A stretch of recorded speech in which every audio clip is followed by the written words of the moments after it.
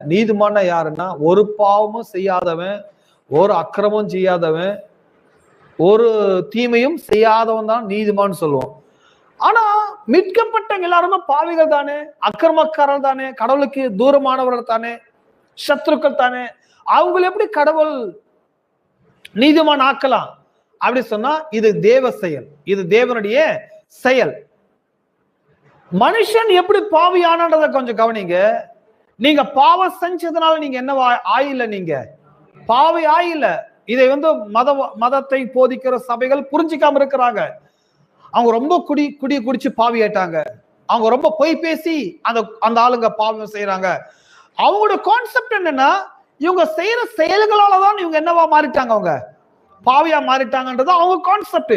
But Bible concept அது கிடையாது. Bible concept என்ன? ஆதாமுடைய பாவத்தினால் முழு மனுவர்க்கம் என்னவாக்க